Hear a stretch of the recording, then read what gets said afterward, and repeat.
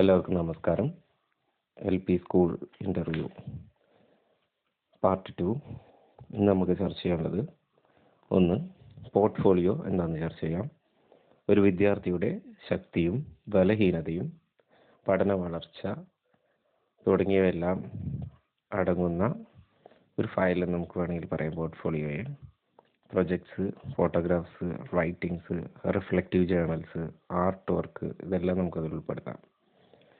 എന്നുവെച്ചാൽ പഠന പ്രക്രിയയുടെ ഒരു സമ്പൂർണ്ണ ചിത്രം, അക്കാദമിക് നേട്ടത്തിൻ്റെയും പുരോഗതിയുടെയും പ്രകടനം, ഗ്രേഡ് ലെവൽ മാനദണ്ഡങ്ങളുമായാണ് ഇതിൻ്റെ വിന്യാസം.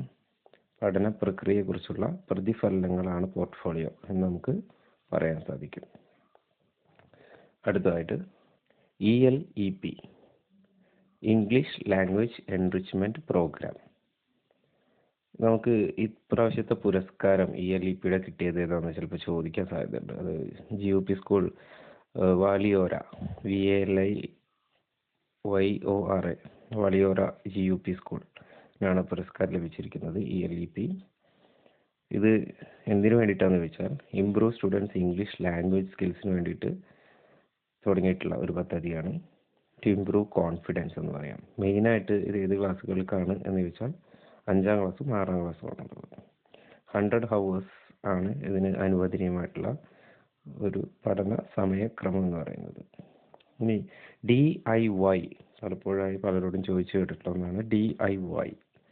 അതിൻ്റെ ഫുൾ ഫോം എന്ന് പറയുന്നത് ഡു ഇറ്റ് യുവർ സെൽഫ് എന്നാണ്. ഡു ഇറ്റ് യുവർ സെൽഫ്, അതായത് building, modifying or repairing things by oneself without direct aid എന്ന് നമുക്ക് പറയാൻ സാധിക്കും. DIY എന്ന് പറയുന്നത്. പിന്നെ ഉദ്ഗ്രഥിത പഠനം എന്ന് പറയുന്നത് ഇൻ്റഗ്രേറ്റഡ് ലേണിംഗ്. ചെറിയ ക്ലാസ്സിലെ കുട്ടികൾ തൻ്റെ ചുറ്റുപാടുകളെ കാണുന്നത് സമഗ്രമായിട്ടാണ്. ഭാഷയും ഗണിതവും പരിസര പഠനവും എല്ലാം സമന്വയിച്ചാണ് കുട്ടിയുടെ മനസ്സിൽ ചിന്തകൾ നടക്കുന്നത്. ഇപ്പോൾ ഫോർ എക്സാമ്പിളായിട്ട് പറയുകയാണെങ്കിൽ, മാവ് എന്നെഴുതുന്ന ഒരു കുട്ടി മാവുമായി ബന്ധപ്പെട്ട പാട്ടുണ്ടാക്കുന്നു. മാങ്ങയുടെ എണ്ണം, ആകൃതി എന്നിവ കൂട്ടങ്ങളാക്കി തിരിക്കുക, അത് ഗണിതത്തിൽ പെടുത്താം. മാവിൻ്റെ ഉപയോഗം, ഇലകൾ, രുചി, പലതരം മാവുകൾ, ഇതെല്ലാം പരിസര പഠനത്തിൽ പെടും. മാവിൻ്റെ ചിത്രം വരയ്ക്കുക, നിറം നൽകുന്ന പോലെ ആർട്ട് എഡ്യൂക്കേഷൻ ആക്കാം. മാവ് വെച്ചുള്ള പാട്ടുണ്ടാക്കുക, ഭാഷയുമായി ബന്ധപ്പെട്ട പ്രവർത്തനം. ഇങ്ങനെയാണത് പോകുന്നത്. ഇനി ZPD ചോദിച്ചിട്ടുണ്ട് പല പ്രാവശ്യം. അത് സോൺ ഓഫ് പ്രോക്സിമൽ ഡെവലപ്മെൻറ്റ് അല്ലേ. സോൺ ഓഫ് പ്രോക്സിമൽ ഡെവലപ്മെൻറ്റ് എന്ന് പറയുന്നത് is A concept in education that describes the difference between what a student can do independently and what they can do with help. ഒറ്റയ്ക്ക് എന്ത് ചെയ്യാം, അതുപോലെ തന്നെ ഒരാളുടെ സഹായത്തോടെ എന്ത് ചെയ്യാം, അതാണ് ZPD എന്ന് പറയുന്നത്.